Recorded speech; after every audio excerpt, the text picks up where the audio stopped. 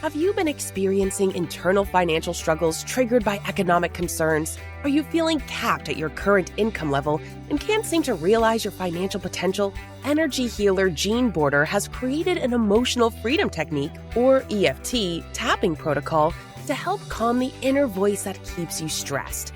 Claim your free copy at jeanborder.com/vow and say goodbye to those financial blockages.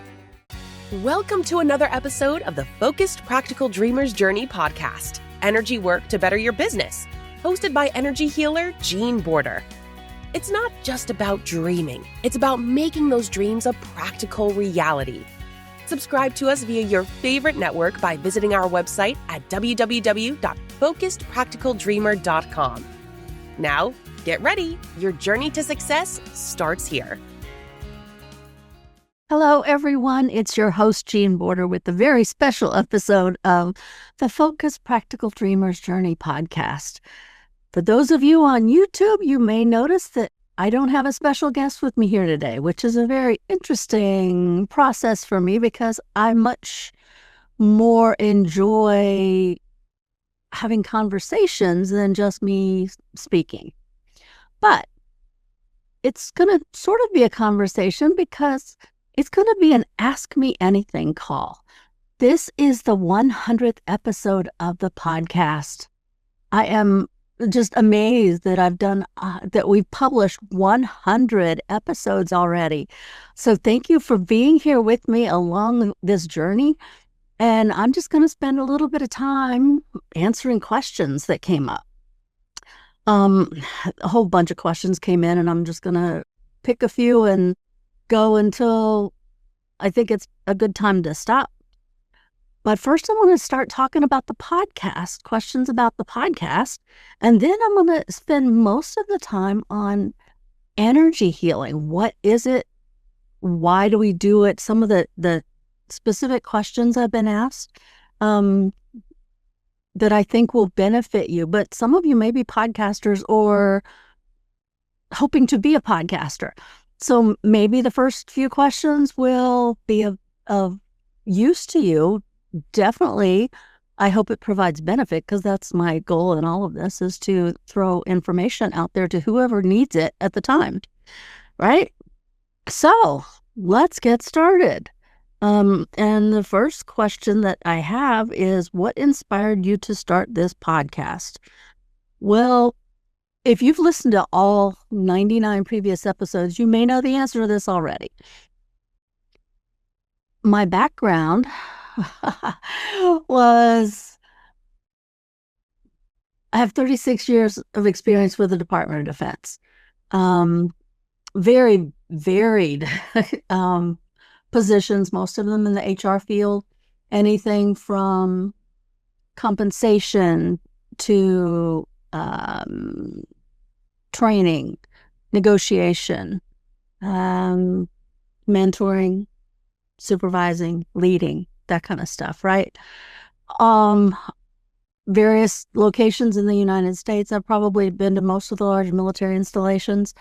I've lived in Europe twice. I lived in Germany when I was smaller. My dad was Air Force, so I bring that background as part of who I am. He retired, and I knew I'd have to get a job where I could travel and somebody has to pay for it. And so the Department of Defense was the way that worked out for me.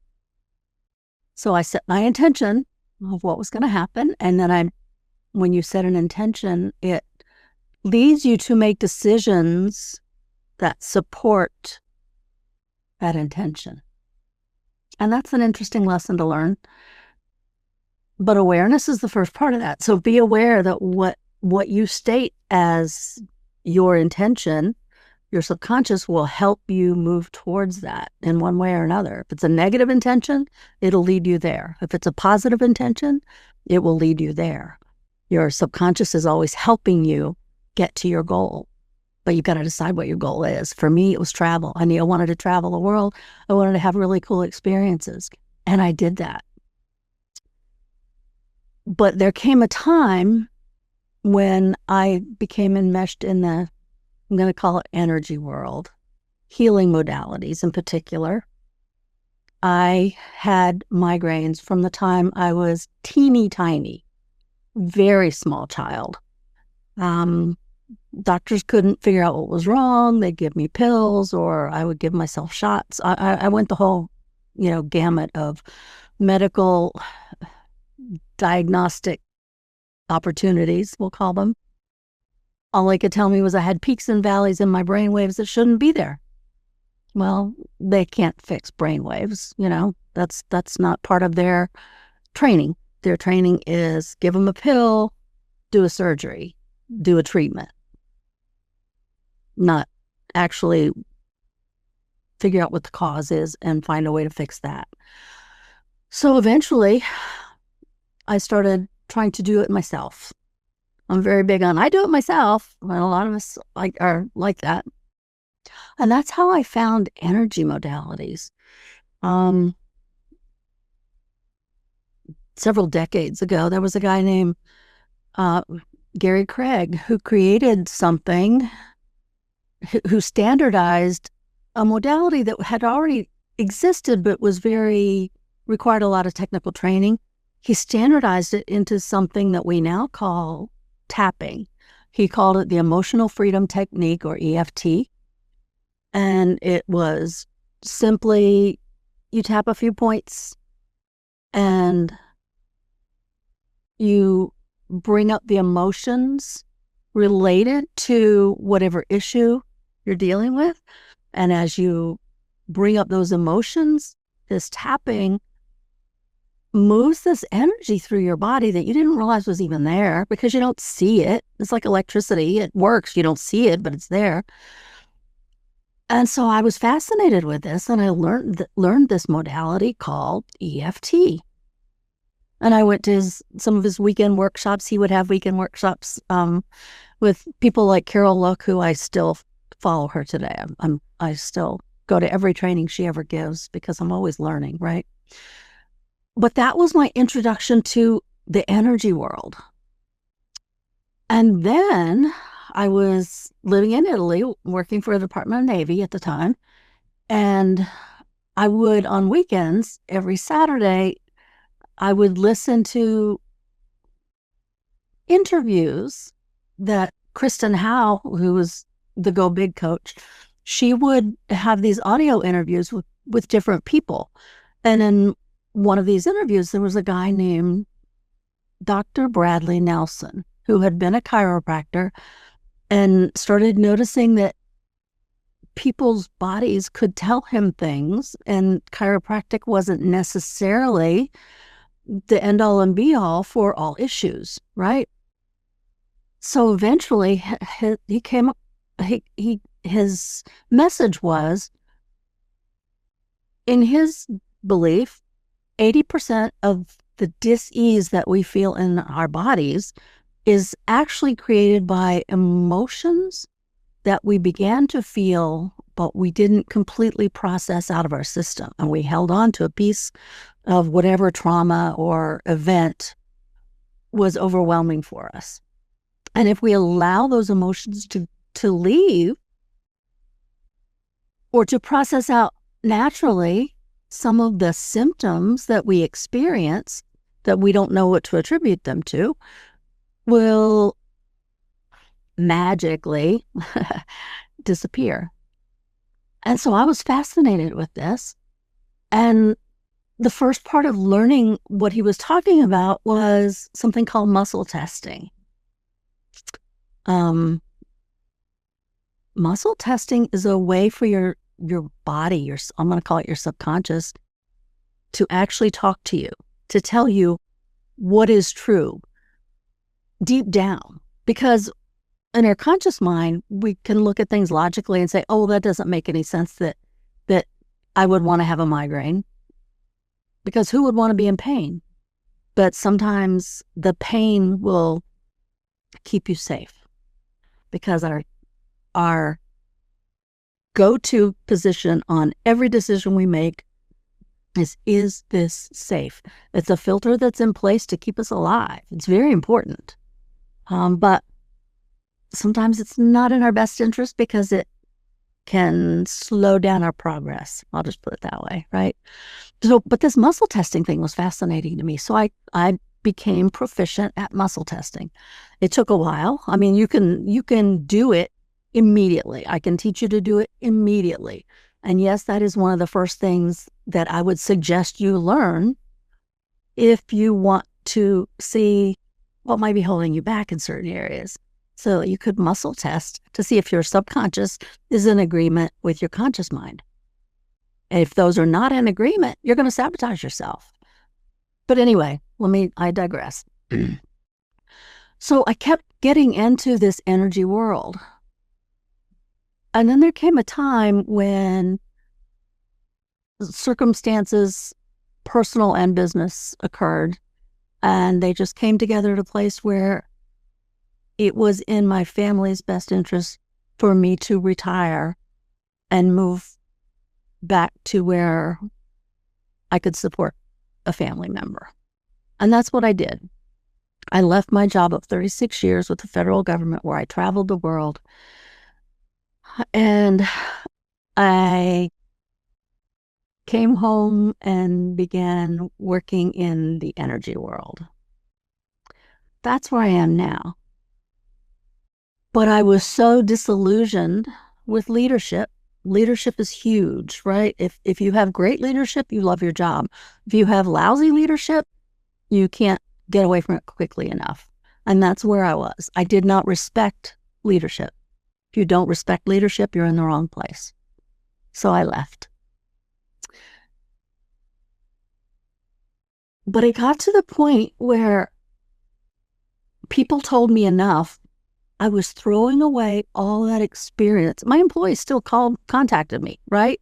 For information, as a sounding board, as a confidential, safe space to work through issues, and even for training issues, right? So it wasn't that I totally divorced myself from the situation. I just became disenchanted with leadership and with hidden agendas and politics. Oh my gosh, right? We all get that way at some point in our life. And if that's you in your job, get out, find another one, start your own business, do something. Because being unhappy or disenchanted spills over and impacts your coworkers, and you can help create a toxic environment. And that's not good for you. It's not good for them. Anyway, enough people came to me and said, you're throwing away all that experience. What are you doing? So I had to create a way where I could mesh 36 years of experience with a couple decades of energy knowledge into something that would benefit the world and would fulfill me. I like to help people. I like conversations with people. I like training. I love mentoring, all that stuff. The podcast became a way for me to mesh the two sides of me, the energy worker and that strategic, logical, analytical person that I was in my previous job, right? So here on the podcast, I get to talk to energy workers, but I also get to talk with people in business. It's very important for me to get the message out that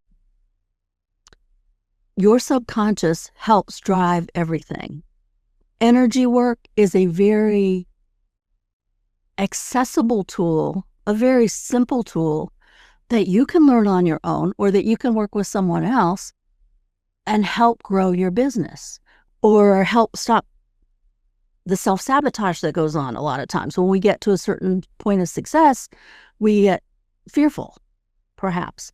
And energy work, dealing with that, can help better your business. Because if your mindset's in the right place, your energy's in the right place, you get a snowball effect of positive results. But if it's not in the right place, you get the snowball effect of negative results. So that's how the podcast came to be. It was me meshing both sides of who I am, right? I still get to train. I still get to mentor other healers. I get to speak with business people who have gone through the same things I've gone through, or maybe not quite the same, different spin, but that spin may be what one of my listeners needs to hear. Boy, I'll never get through all these if I take, 10 minutes on every question. But that's what inspired me to start the podcast. One of my friends, he started one. He's in a mastermind group that I'm in. And we've worked together for, since COVID. We met back in 2020. Oh my gosh, 5 years. And he had started his and he kept asking, and I couldn't come up with a good reason not to start a podcast. And it's grown into 100 episodes now, right? Almost 2 years later. It started on September 5th, which was my dad's birthday. He's no longer here, but that was his birthday. That my first episode aired on his birthday. How do I decide what topics to talk about? I'm on question number 2. Okay. How do I decide what topics to talk about? There's a lot that goes into that. The first overarching promise, I guess, of my podcast is that all the episodes that show up are energy related somehow. Secondary is, can I relate it to someone with I honestly target small business owners, but anyone in business or anyone out of business could use the information. But I try to use those two overarching requirements. If it's not energy related or mindset related, psychology related, somehow in there, and it can't be related to a business, then it's not really a good fit for my podcast. There are a lot of energy workers out there who do great stuff, but they're not really a good fit for the way I want this show to go. Same thing with business owners. There's a lot of great business owners out there, but if their focus for the show is not in some way related to mindset or energy or how that impacts your business, then they're not a great fit for my show. Probably be great for another audience, but not for mine. So that's where I go with that. I'll just leave it at that. Oh, here's one. Do you ever feel nervous recording solo episodes? And how do I handle that? No, I don't feel nervous. I've had, when you're in leadership positions, you learn to talk to anybody and everybody. And that includes talking to myself. I've been on stages with, lots of people. I also have a background in music. I play the piano for anything you can think of, weddings and funerals and retirements and just all kinds of stuff. I love accompanying most because, again, it's a team type thing, and I love team building, which is another focus of my energy work to better your business, is how that impacts teams. But what's harder for me on solo episodes is deciding what to talk about, because I'd rather have a conversation than me just sitting here like a talking head, okay? So on the occasions when I do solo episodes, it's because I feel led to provide some specific information for someone who can use it, who can benefit from it. My 100th episode, I really delayed recording this because I'm like, okay, I could do this, I can do that. And finally, yesterday, Ask Me Anything came in. And so I just went out for questions, and I've got a lot of questions on here to get to. So no, I don't get nervous. I don't get nervous speaking. I've negotiated stuff all over the world with, anybody and everybody. I've been on multiple stages in various capacities. So that part doesn't bother me, but it may be a challenge for you. And if it does, look to energy work. There's no reason to be nervous before you get on a stage. There's just not. There's something in your background that has created that trigger for you. Now, it may just be experience. You've never done it before, and your subconscious is saying, oh, this is scary. Be afraid. Now, your subconscious giving you is this safe signal, as long as it's a yellow light saying, be aware, pay attention, this might be dangerous. That's great. That keeps you alive. That keeps you safe. But if it's just a flat out fear. No, you're not going on the stage. You will not. There's something in your past that has allowed you to create a belief that something bad will happen if you get on the stage. Energy work is great for working through that stuff. You've just got emotional stuff stuck in your body somewhere on your energy highway. I don't want to get too woo-woo here, but that's how we have to talk. In your house, you've got electricity running. Most of us do anyway. If you're listening to this, chances are you have experience with electricity. If it's not working in a specific room in your house, there is some kind of a break in the energy flow. You fix that break, maybe a circuit breaker tripped or a fuse went out or a wire got chewed through by a mouse or something, right? You repair that energy flow and the lights come back on in that room. The same thing happens in your body. You have an energy system. You can call it an electrical system, but it's not quite the same. It's energy. It's got highways that go through your body, and it's got power. You've got power centers throughout your body. You can call those chakras. You can call it whatever you want to call it, right? I'm trying not to use woo-woo words, but we have attached labels to them to make it easier for those of us in the energy world to have conversations and understand what we mean immediately. When you turn those energy centers back on, when you repair those breakages, whatever was interrupting the flow, the relief comes in.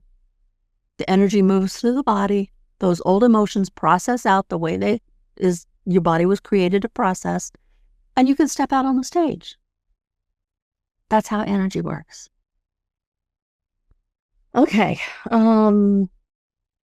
What's another question?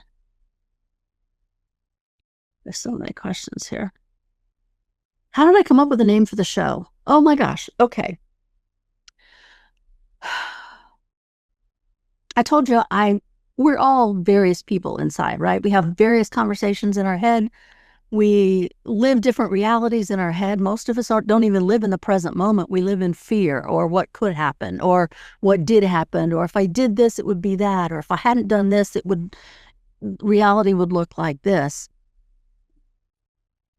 One part of me is very analytical. I am a very practical person, but I'm also a big dreamer. I was brought up to believe that I could have anything I want. I can do anything I want. I can be anything I want. Not everyone has that foundation behind them. I'm just lucky enough to have had really great parents.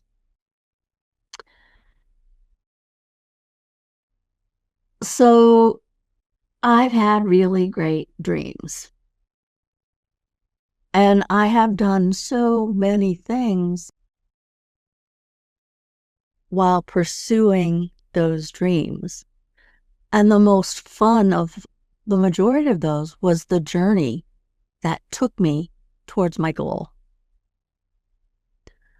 So, focused, practical dreamer, if you're not focused on what your dream is and take practical, strategic steps to get you there,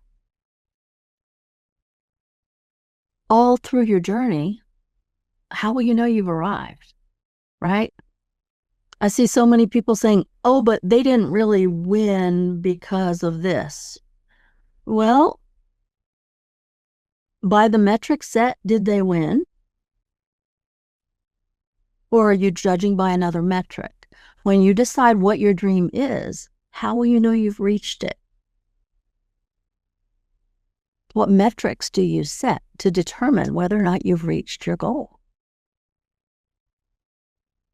What milestones have you hit along the way to know that I've moved through my journey from point A to point B, and I need to get all the way up to L. My end zone is L, but I have to hit, we'll look at football, right? Football's got yardage, right? You have to get so many yards to get a first down. And you have to hit so many points to win the game. Doesn't matter how many yards you rush.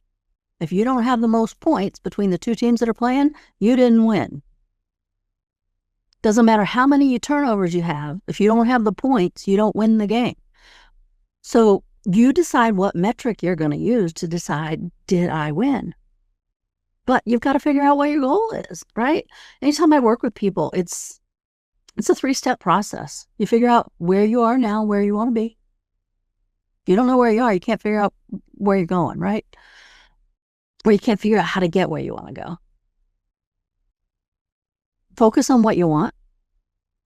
Take strategic action to get you there. That's it. As long as you're moving towards it, you're on the journey. But if you don't take a step, you're never going to get anywhere, right? So the focused practical dreamer's journey it just fits me. That's all. My whole life has been a journey to travel the world. I've been to so many places, so many countries, so many continents. I've been to every U.S. state and some territories. I've snorkeled on the Great Barrier Reef. I've been scuba diving. All kinds of stuff. I jumped out of an airplane just because the only reason I jumped out of an airplane is because I wasn't sure if I could do it. So I had a goal to prove to myself that I could do that. And I did it. I was high for 3 weeks. I mean, the adrenaline rush was crazy. So, but my metric for that was actually stepping out of the plane. Could I actually step out of the plane?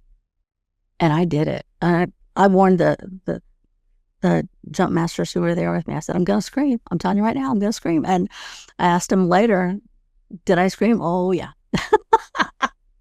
But it was really cool. I landed standing up. I didn't fall until the wind caught my chute and drove me backwards. That's another story. But I hit my goal. I did what I'd planned to do, but I had to take the steps to get there, right? I had to find a place that had a really great reputation. I had to come up with the money to pay for all the training. I had to go through a class on how to do it. I had to go through the protocols, the procedures, and then I had to actually, for me, the hardest part, step out the door of the plane. Make a plan. Work the plan. Strategic action. Okay. Back to the podcast.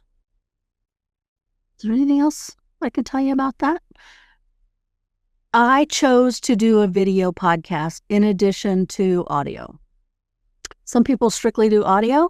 Whatever works for you, whatever feels comfortable for you, is where you should go if you're looking at a podcast. For me, because I'm an energy worker, and one of the modalities I use frequently is tapping, which I learned decades ago.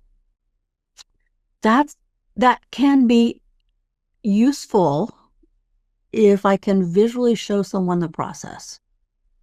Now, I also guest on other shows. Some of them are audio only, and so I speak through the tapping points, right? The eyebrow, side of the eye, under the nose, chin, collarbone, under the arm, top of the head, right? It's that simple. But on a video podcast, for me, sometimes it's useful for people to be able to see me, to see my expressions, to see my procedures, my protocols. If that's not a concern for you, maybe you just want audio. Most people who listen to podcasts are not looking at the screen anyway. I was just on a podcaster call with someone that I respect, Michael Neely, if you know him. And we were discussing any new things that come up in the podcasting world, but he was talking about how the majority of people who listen to podcasts will not even look at their phone. They'll do it on their phone, but the phone will be in their pocket or, somewhere else, and they're just listening along. They're not even looking at anything on the podcast other than to select which one they want to listen to. So that is an important point if you don't care to have people see you, or if you just don't like people to see you. You want to get your message out, but you don't want people to see you doing it, right? You don't want to have to worry about the video editing, all that kind of stuff. I have a team. I don't want to do any of that tech stuff. It just changes so much I did 4 episodes myself just to know that I did the process, because that's part of teaching and mentoring also. How do you mentor someone if you've not done it? How do you teach someone if you don't know the pitfalls, right, that they might encounter? So I did 4 episodes myself, and I said, not doing it. You guys have fun. So I just turned the episodes over to my team, and they do all of the work. They do the great stuff to get it out there, and on YouTube and Apple and Spotify and all those great places where you can pick up the show. Okay.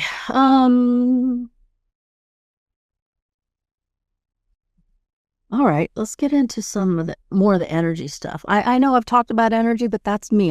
The business and the energy are interchangeable for me, right? So it typically, when I'm talking about one, the other comes into play. Oh, here was a question that speaks to that. How do you balance being sensitive with being strategic in business?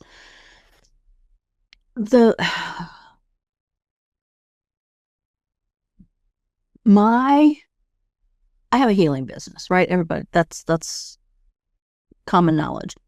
I work with people who are aware of the energy world. Different people have different missions. Some people have a mission to spread the word of energy healing to people who don't know anything about it. That's not my mission.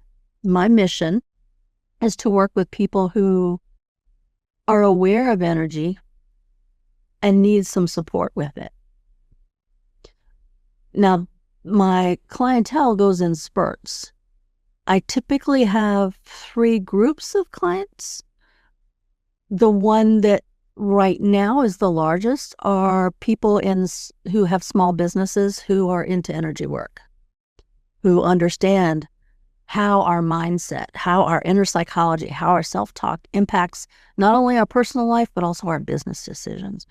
And so they come to me for help in both areas, the personal life, where they see they're sabotaging themselves and they don't know what the heck is going on, or they're just so confused about something, and we help them gain clarity. Maybe it's what's going on in their business. Is this the right fit for me? And they're just confused. So again, it comes down to clarity, taking strategic action to get you from where you are to where you want your business to be, or your personal life, or your relationship. We are not singular beings. We have multiple priorities simultaneously. To say, oh, I'm only a business person, means you block part of yourself off, because you're not. You may be ignoring your family. You may be ignoring some other part of your life. So your focus is more on business, but you are not strictly a business person. But balance is very important. When we get out of balance, it shows up in multiple areas of our world. I assist my clients with, I'm going to say, clarity. And in order to do that, I have to be open to looking at their energy. That's that woo-woo word. Their mindset, their psychology, right? I'm using some more normal person's words.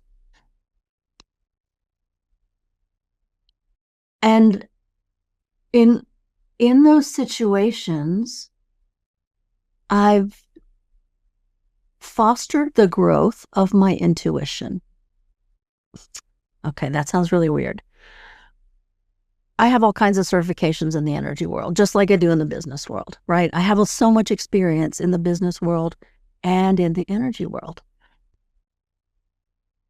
In the business world, you have to know your opponent's agenda, right? It's the same thing with the client. What is their agenda? What do they think their goal is, but what's going on behind the scenes that's really directing their actions?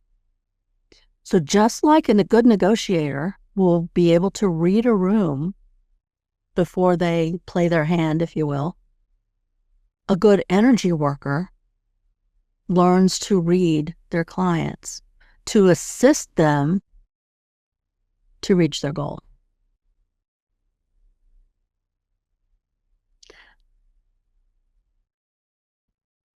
Everyone has intuition. You've got it. You may not trust it. You may not use it. Intuition is just like a muscle. When you go to the gym, the first time you ever go, you're exhausted, you're in pain when you leave sometimes, right? You overdo because you've not worked and grown strength in the muscle. Intuition is the same. If you don't trust yourself, you're that still small voice that's trying to help you, lead you, guide you towards the outcome that you stated you want. If you don't trust it, eventually it will say, why should I bother? You don't believe me anyway. You don't have any confidence in yourself. You have no trust in yourself, in your abilities, in your knowledge. An energy worker grows that muscle. And so when I work with a client, I hear their words, but I also go deeper. That's what they're saying, but is that really true for them? And that's where I talked earlier about muscle testing. That's where the muscle testing comes into play. You can learn it. It's very simple to learn muscle testing. But you have to learn to trust it also. So that's where practice. Get good at muscle testing. But if a client tells me A is true, but I do muscle testing and it comes back as weak, they don't believe it. They're spouting off the words, but internally, they don't believe it. There's a disconnect between what they say and what they believe to be safe or to be true or to be possible. So an energy worker, now there's different types of energy, okay? But the way I work as an energy worker is we determine what their subconscious believes is true or safe or possible, and what is keeping them from the goal that they state is true, but I'm thinking maybe there's something else going on, right? And so maybe it goes back to some emotions they felt where they were in a situation where it wasn't safe. Or maybe I mentioned before, some people don't want a video podcast. They just want audio because they don't want to be seen. Being seen is crazy scary for some people. Part of it is they've never done it, but part of it is if I'm seen, it's dangerous, right? So yes, I want to grow my business, but I don't want to be seen because then somebody's going to attack me, or somebody's going to come after me, or somebody's going to want my money, or my family's going to be disappointed, or I'm not going to, I mean, there's so many things that come up. We have internal dialogues all the time, right? We have so many beliefs that drive us that we're not consciously aware of, but they come up in energy sessions. Pretty interesting. How do I personally strengthen and trust my intuition? I use it. And that's what you can do. When you hear that still small voice in your head, think it through. Is it logical? Is it fear-based? Or is it valid? Right? Is it a yellow light? Like I meant when we were talking about getting on the stage, a yellow light is very healthy. It gives you the chance to say, okay, on this intersection, are there cars coming? Can I make it through, or should I slam on the brakes and act like it's a red light?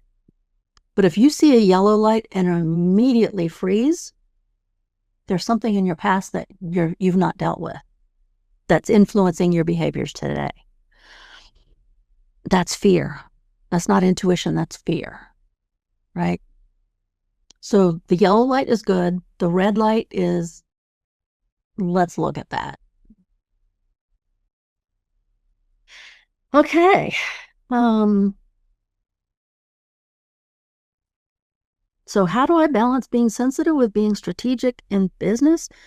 I use both. I use both. You have to be logical, you have to be strategic, but you also have to pay attention and read the room. Okay? Business people read the room before they negotiate. Well, if they're experienced, they do anyway. They're any good at what they're doing. Everyone has an agenda. Absolutely everyone has an agenda. If you know what it is, you have a better chance of a successful outcome, whatever that looks like for you.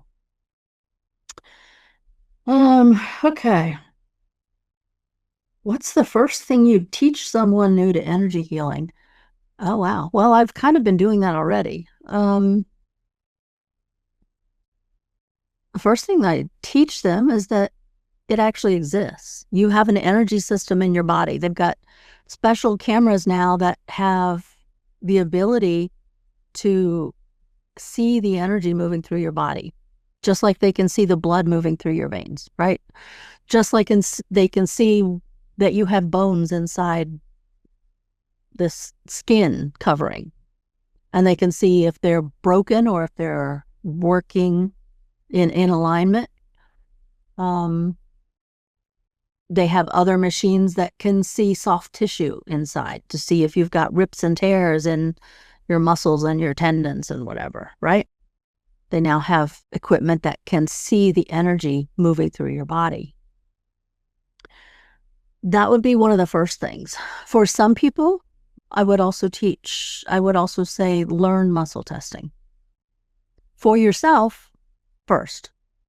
If you decide to become an energy worker, muscle testing is crazy helpful for working with clients. Just to see where there are alignment issues. Yes?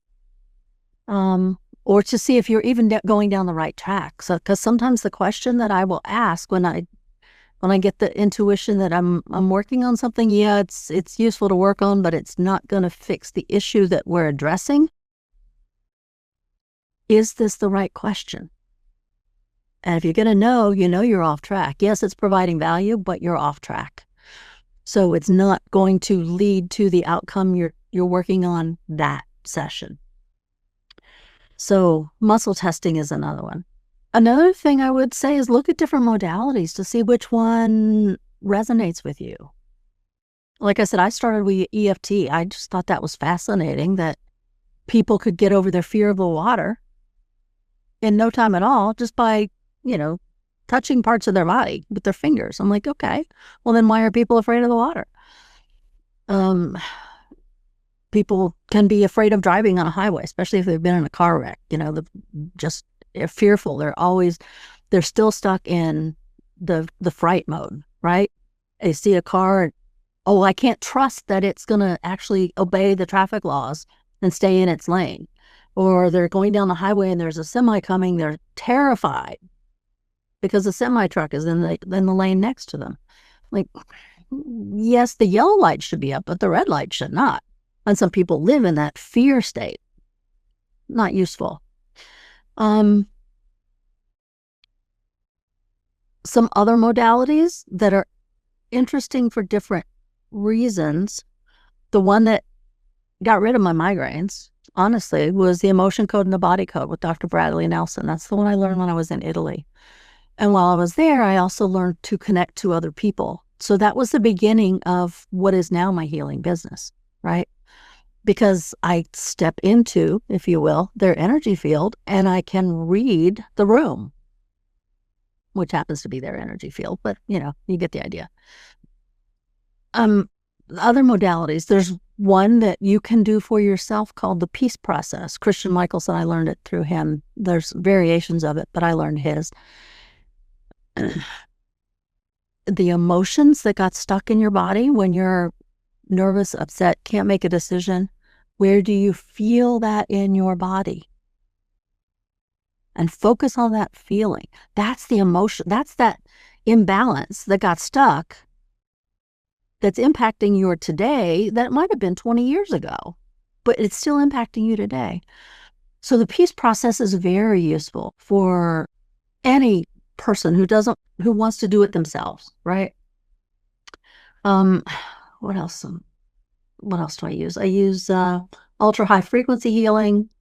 I do pranic healing with the colors. I all kinds of, whatever works for you. Just explore. See if something feels interesting to you and go there.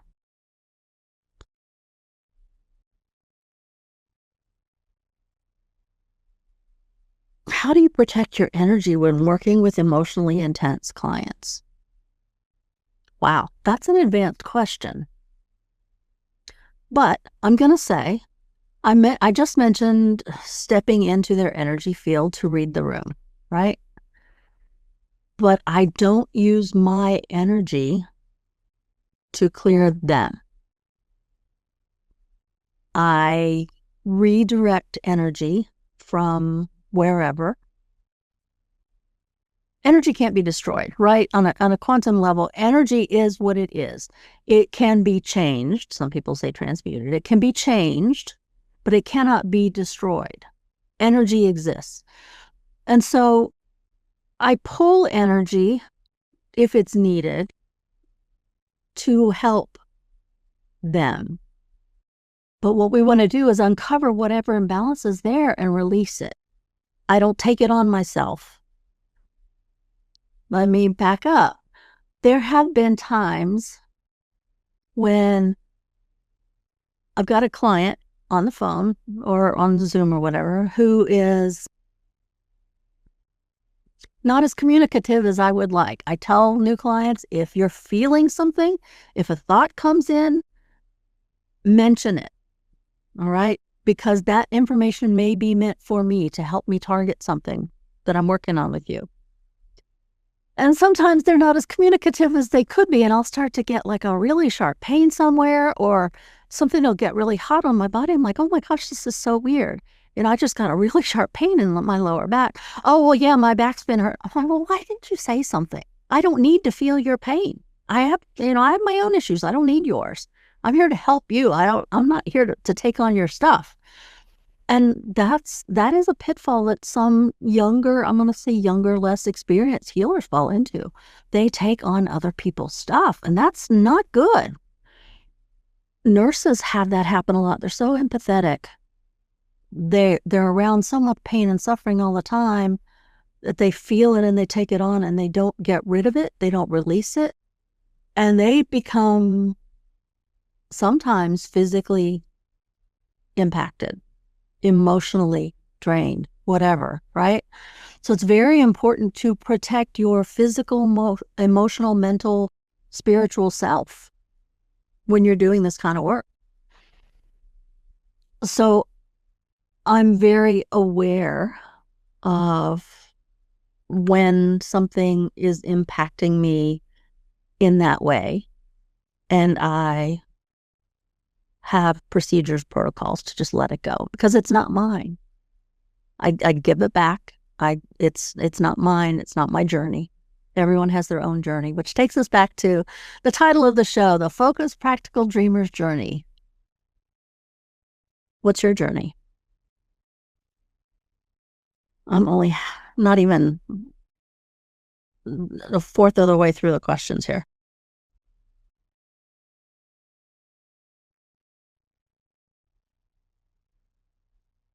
What modality changed my life the most? I'm going to say the emotion code, the body code. Yes, EFT, because it introduced me to the world of energy. It opened me up to the possibility of finally getting rid of my migraines.